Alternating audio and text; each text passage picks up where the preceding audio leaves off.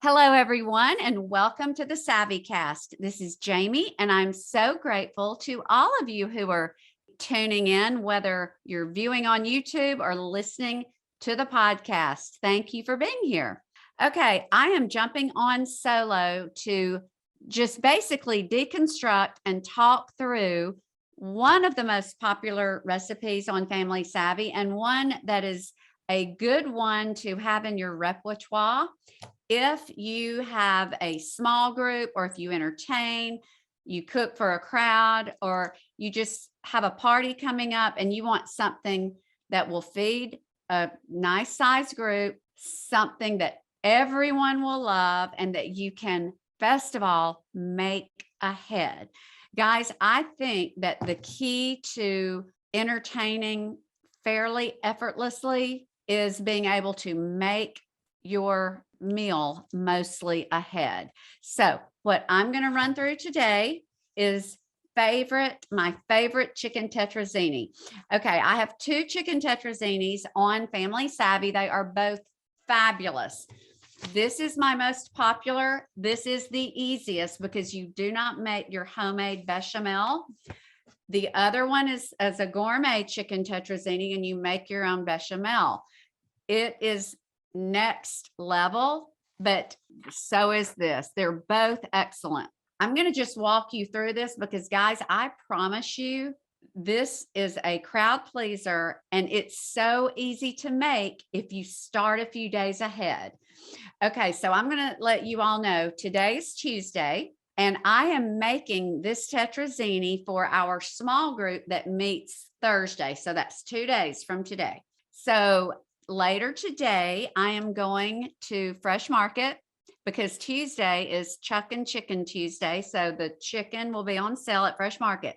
So I'm going to go today and get my chicken, and I will probably go ahead and gather all of my other ingredients just where I won't have to go back to the grocery store. But the chicken, which is the protein of this casserole, can be purchased and cooked prior to making this. Let me just break it down. I'm just going to go ahead and let me just say this, guys. The quickest way to feel like entertaining is overwhelming and you're not good at it or you can't do it is to wait until the day of to try to go shop for and put together a recipe like this. That is not the way to approach entertaining with ease. Now you can do it. I mean, I know people who do it, but I would be just too frazzled. I have to take things slowly, work in stages, and then wake up the morning of my event or my small group and say, hey, all I have to do is pull this chicken tetrazzini that's ready to pop into the oven out, and then put my sides and bread with it, and we're good to go. So let's just start. If you're driving or if you're watching, I will link to all of this. This is the recipe that I'm going to be doing, the favorite chicken tetrazzini, but I'll link to both tetrazzinis in the show notes, and I'll link to anything else that I might mention that you might not have and you might want to purchase. That hasn't come to me yet, but as I talk, it might. So basically, I'm going to just quickly go through the ingredients. Basically, chicken tetrazzini, the way I make it, it consists of chicken, and I do all white meat breasts. I never do dark meat in any casserole. I just don't. You have too many other ways to make it taste rich and flavorful without having to add dark meat. I love dark meat, but I always use boneless, skinless breast or white meat. So you have your chicken, you're going to have pasta, and I use spaghetti. I just use the normal size, not angel hair, not fettuccine, just spaghetti. So we've got our chicken, our spaghetti, and then we've got 2 cheeses. I do sharp cheddar and Parmesan. Both of those are great in this. They just add the right flavor. And then you've got I enjoy adding mushrooms and I prefer mushrooms when I eat it. But if you are cooking for a crowd or especially younger people, you might want to leave that out. It doesn't hurt it at all. It's just as good because there are people who, even though you really can't taste them, they don't like mushrooms. So that's totally optional. And if you know your people, you can make that call. Okay, so we have our chicken, we have our pasta, we have our cheeses, and then we have our sauce. And basically in this recipe, you're making a canned soup, cream cheese broth, an easy, convenient, like a bechamel, but just a white sauce. And it's what binds it all together. It's so yummy. Okay, so we've got all that. Now, today is Tuesday, so 2 days ahead. I wouldn't start this more than 2 days ahead unless you're going to freeze it. I am going to make it up into the point of baking, and then Thursday, probably around lunch, I'm going to pull it out and I'm going to bake it about an hour and a half before people get here and allow it time to completely heat through, the top get bubbly, and then it's set. It needs time to set, but that's what I'm going to do. I will not freeze it. So if you're not going to freeze it, you're going to want to start this 2 days ahead, and I wouldn't really go more than that. Okay, so I went a little bit roundabout to say that, so I'm sorry. I hope that was clear, guys. Okay, so I'm going today to get my chicken. I have two options. I can come straight home and make my chicken, but since it's Thursday, I'm just going to go ahead and get my chicken from Fresh, and I'm going to probably get 4 to 5 pounds of chicken. And Wednesday, I'm going to go ahead and just roast my chicken. And you can poach your chicken, you can boil it. Everyone who cooks has their preferred method of cooking chicken because you want to cook your chicken before you make this dish. I do mine. I typically put it on, I always cut the big breasts into about 4 to 5 strips, evenly sized. They cook more evenly and they cook more quickly. I don't ever cook the big whole breast because that's just too much. They're too big. So I do that. I cut them into strips, drizzle EVOO, salt, pepper, little garlic powder, loosely cover them with foil and 400 for about an hour. Then I let it sit before I unwrap the foil, and it continues to cook and settle. I let it sit for at least 30 minutes, maybe an hour. Then the chicken is cooked. And we're on Wednesday, we're on the day before. Typically, I will either finish making the whole casserole the day before, or I'll cut up the chicken. I like to cut my pieces for this dish instead of shred. So another option, you can either take your cooked chicken and go ahead and make everything, or you can chop your chicken up, put it with the juice in a Ziploc bag, stick it in the fridge, pull it out the next day to put with the casserole if you're going to make the whole casserole that morning. Okay, so we have our chicken cooked by Wednesday, the day before. We've got our pasta. Now this is so easy, y'all. All you do with pasta is you boil it. So the day before, I'm going to boil my pasta. Throw a palm full of salt in a big pot of boiling water. Boil your pasta. And on casseroles, you can rinse it.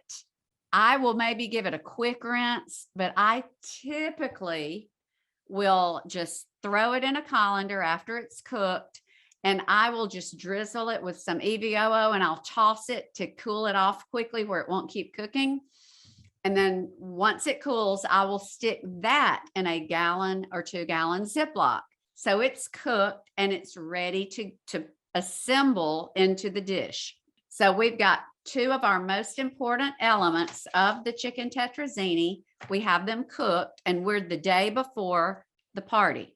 So we have our cooked chicken chopped, and it's in the juice. You want to store it in the broth to keep it moist, and that broth is going to add flavor. And remember, you used boneless, skinless chicken, so you don't have a lot of fat in it. You've got broth from the EVOO and the little bit of drippings that were in the meat.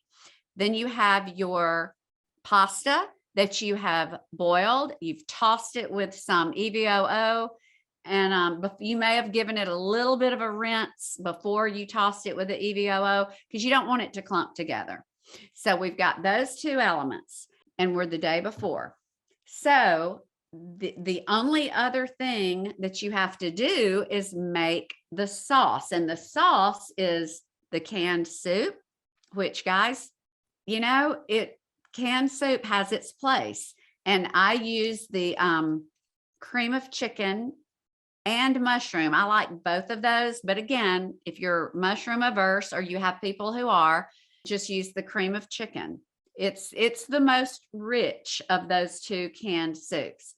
Cream of mushroom soup is, you know, it's got a more light mushroomy look. It's a whiter looking condensed soup, whereas the canned Campbell's cream of chicken is the rich yellow look. So they're very different.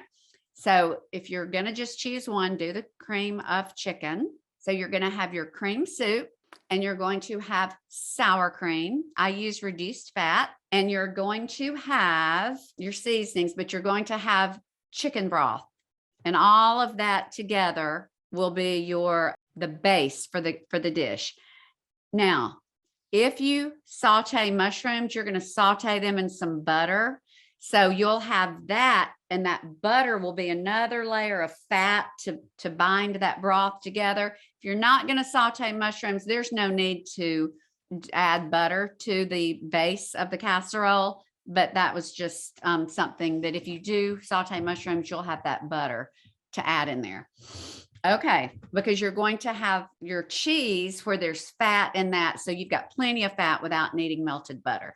Okay, so everybody, let's say the day before, so that will be tomorrow for me.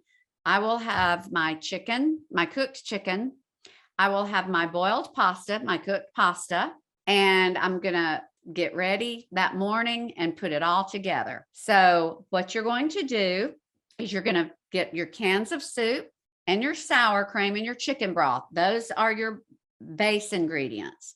You're going to get your meat, and you're going to get your pasta, and you're going to get your cheese. I always grate my sharp cheddar from a big block because you can use pre-grated. It's just not as good. They are upping their game at the grocery store with pre-grated cheddar that doesn't have that waxy powdery coating, and that does look more off the block than previous pre-grated. And the ones that come to mind are Tillamook, and you can get Tillamook at Publix and most groceries. Tillamook has one that looks as if it was shredded with a box grater. It does not have that powdery look, and you can get it in you can get it in sharp. You can get at Trader Joe's shredded unexpected cheddar. It is excellent. Doesn't have the powdery coating. Unexpected cheddar is a sharp cheddar that is excellent. So those are two options for those of you who don't want to fool with the grating. I typically get a big, seriously sharp and grate it myself just because we eat a lot of cheese. So you're going to want to have your cheese either grated, or you're going to grate your cheese, and you're going to either want to use like the Costco pre-shredded Parmesan, pre-grated, or grate your own. You need good Parmesan. Green can is a no in every area, except if you like to sprinkle green can on your pizza, which I do that. It's just a thing. I don't know. It's like a condiment on top of pizza, but never, ever, ever, ever use green can in a recipe. That's my opinion. So here we go. We're about to put it together. Okay. You are going to need a ginormous bowl because you're putting all of this in one bowl. And friends, this makes 2 casserole size dishes. And a standard casserole dish is like 11 by 13, 9 by 13. Now, if you get a big aluminum, if you're getting aluminum pans from Dollar Tree or from Publix, you can get a huge double jumbo casserole dish, aluminum thing that you can put all of it in that one. I still prefer to do mine separately because when you put it in a huge dish, the middle is never going to cook as quickly as the outside. I just don't think it cooks as evenly. So I say just get 2 large casserole, 11 by 13, and divide it that way. But to mix it all, you're going to put it all in one ginormous bowl. So here's what you're going to do. And then this is it, y'all. You do this the day before, or you can do it that morning and it's done. Think about it. Everything is cooked. There's nothing raw. So you're just refrigerating until you bake, because we're not freezing this one. We're making it to cook. So here we go. We are going to have our big bowl and we're going to put in our chicken. In a smaller bowl, put your sour cream, your chicken broth, and your soups. Mix those separately. You don't want to throw your sour cream and you don't want to throw all those separate cans on top of the chicken. You want to go ahead and make it like its own sauce. So mix all of that together, set it aside. So you have your chicken. Start with half of the pasta. And if you want to make it easier for people while they're cutting and eating the casserole, you can cut your spaghetti noodles. You can cut them in half. What I typically do is before I boil my pasta, I break it in half, or I use the kind that's already in half. It's just easier to navigate when you're eating and when you're putting it together. So we've got our chicken in the bowl. Go ahead and just start with half of the pasta, or 3/4. Reserve a little bit, because pasta is the kind of thing, start out a little less, because if you put too much pasta, you might have to make a little more sauce. You want a good balance there because it soaks up a lot of the moisture from the sauce. So we've got our chicken, we have our pasta, and now we're going to have the mixed up sauce. So pour that in. And guys, I'm just going to tell you all day long, it's easier if you have cooking of those disposable gloves, non-powdered latex. You can dig underneath, you can toss it, you can turn it, you can mix it so easily. It's hard to mix this with a spoon. It's heavy. It's a lot of food, but you choose how you do that. But mix that in. Then when you start getting it pretty coated, then you're going to want to add your cheese, and you're going to want to keep mixing because you want everything. You're not having layers where you've got a layer of meat, you want all of this combined really well. So you've mixed all that in. If it's really, really moist, add some more. You don't have to use all your pasta. Sometimes I have pasta left over that I'll just either toss or we'll use for something else that night. But this is sort of a how you want it to look type thing as far as how much pasta. You can have a great tasting, very hearty chicken tetrazzini with less pasta than is called for. You can pack it full, but I err on the side of having it just enough, because you want to taste everything. So guys, basically, and then the cheddar is what you're going to mix in. I do the Parmesan on top because it just gives it a nice golden crust, and you just cut through it and it blends in beautifully. Guys, oh, and I put paprika on top. That with the Parmesan, it just has a beautiful aesthetic. It looks great, tastes great. And guys, that's it. Okay, so you just mix it in the big bowl, and then here's how you divide it. Whether you're using a spoon or your hands, when it's completely mixed, I just lift it up and I guesstimate, okay, here's half in this pan, here's half in this, and then just keep filling up your 2 pans until they're full.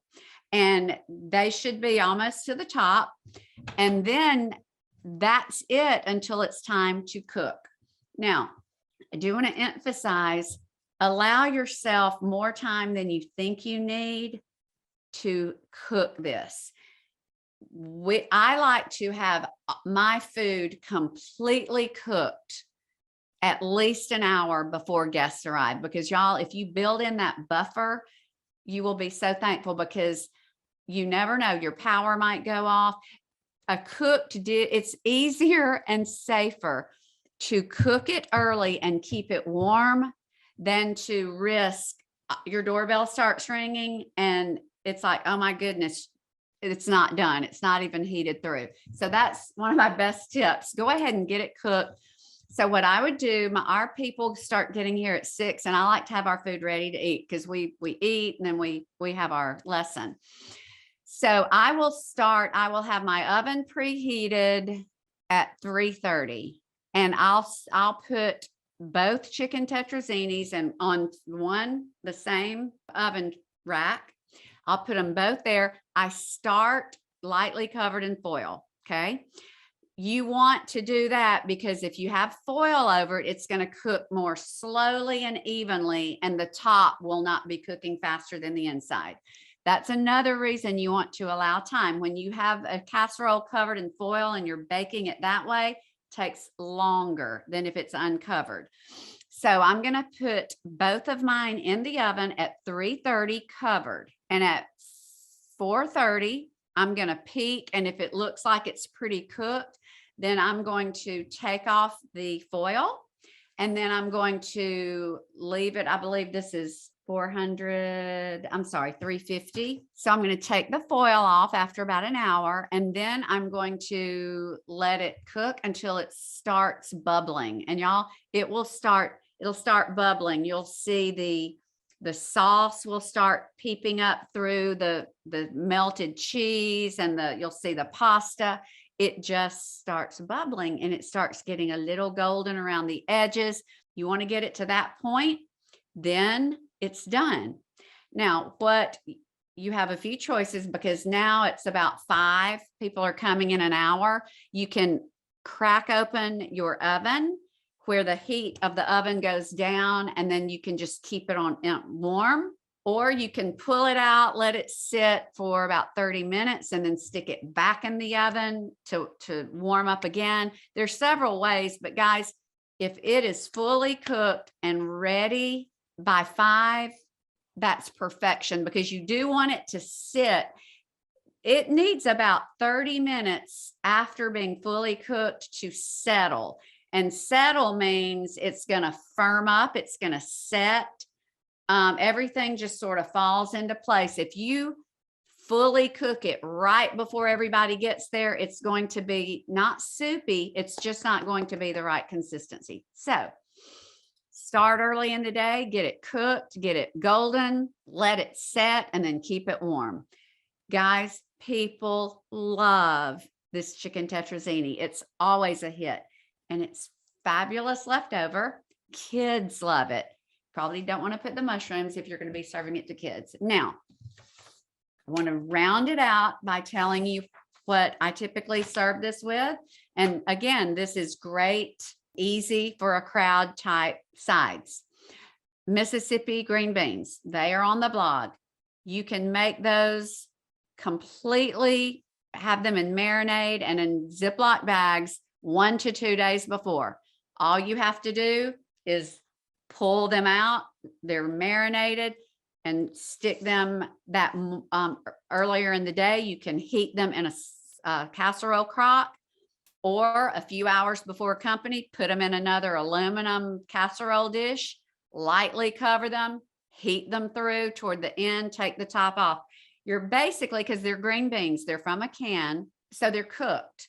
And you've just marinated them, so you're just going to heat them through. How much easier is it? You've got your chicken tetrazzini cooking. Go ahead and get those Mississippi green beans in the oven. So you've got all of that going on together. Make or have someone bring big old yummy salad.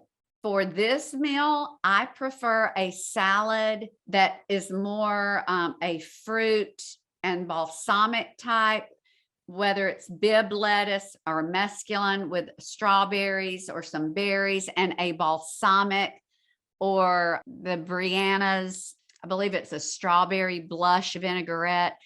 Something with a hint of sweet goes really well with this. And then you just want to do a bread. My favorite bread with this, my favorite bread is the Costco rosemary Parmesan. But with this, we have a local bake shop here, Edgar's, that has butterflake rolls. They're like layers. They're like rolls that are similar to croissants. That kind of, I would say a yeast roll or a croissant butterflake type roll goes beautifully with this. That's all you need. And you can, any dessert goes well with this, but y'all, it's easy if you do it in stages. It's a crowd pleaser. Those boys with appetites, those boys and men that have hearty appetites, you're going to be pretty safe if you've got something with the cheese and the pasta and the chicken and then the bread. It's a great meal to serve a crowd. So I hope that this was helpful. As always, if you have any questions, email me, jamie@familysavvy.com. I love helping each and every one of you in any way that I can put food on your family table. I'm very grateful to all of you who follow, watch, or listen. And as always, until next time, be blessed and stay savvy.